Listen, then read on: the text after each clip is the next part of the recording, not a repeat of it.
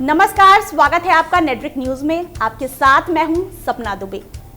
पीलीभीत में बाढ़ का पानी कम होते ही एक दूसरी समस्या जो नाक में दम किए हुए है वो है भू कटान।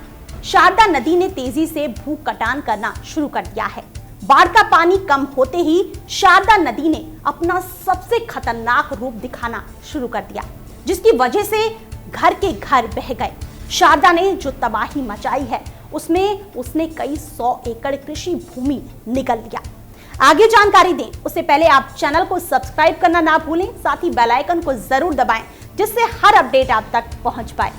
आगे आपको बता दें कि वही नदी भू कटान करते हुए तट के पास बसे गांव राहुल नगर तक पहुंच गई, जिससे क्षेत्र में हड़कंप मच गया है।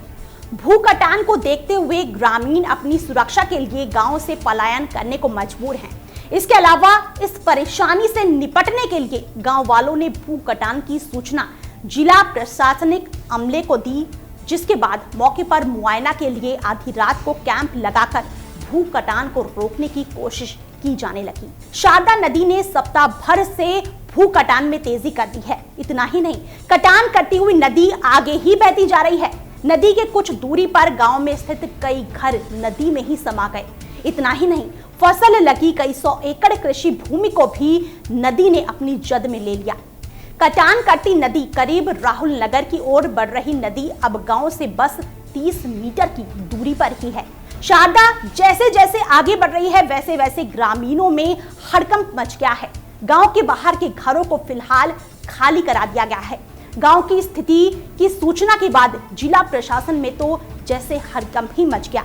आनन फानन में जिला प्रशासनिक अधिकारियों ने मौके पर पहुंचकर स्थिति का जायजा लिया और फिर रात्रि कैंप लगाकर जनरेटर के साथ साथ और भी कई उपकरणों से बचाव कार्य किए गए। उच्च अधिकारियों का कहना है कि भू कटान से निपटने के लिए युद्ध स्तर पर बचाव कार्य हो रहे हैं। नदी कटान कर रही है, इसके लिए क्या बचाव क्या कार्य चल रहे हैं, किस तरीके का? नदी की दिशा में थोड़ा परिवर्तन हुआ, उसके कारण कटान थोड़ी तेज हुई है, तो उसके लिए अभी सारे जो सिंचाई विभाग के अधिकारी हैं और जो भी जिले के अधिकारी हैं वो सब अभी यहीं पर हैं और प्रयास किया जा रहा है कि जितना अनुष्ठान कार्य हो सकता है जितनी कटान बचाई जा सके उसका प्रयास किया जा रहा है। यहाँ पे लगभग 23 तारीख से कटान हो रही है और कटान को रोकने के लिए पूर्ण रूप से हम लोग यहाँ पे कैंप किए हैं, लगातार कैंप किए हैं और उसमें बोरियों में क्रेट में भर करके और बाढ़ बचाव कार्य कर रहे हैं। बाकी आज जो है एसडीएम साहब भी लगातार आ रहे हैं। उनकी अध्यक्षता में आज हम टीन सेट मंगा रहे हैं। टीन सेट मंगा के ठोकरे कटर बना रहे हैं। कटर बना के बाढ़ बचाव कार्य कर रहे हैं। बाकी और जो है झाऊ झाकड़, पेड़ की टहनियाँ, बांस सब लगा करके बाढ़ बचाव कार्य लगातार जारी कर रहे हैं। गाँव को रोकने के लिए पूरा प्रयास किया जा रहा है। आपको बता दें कि हर साल ही शारदा नदी में आई बाढ़ आसपास के इलाकों में तबाही मचाती है।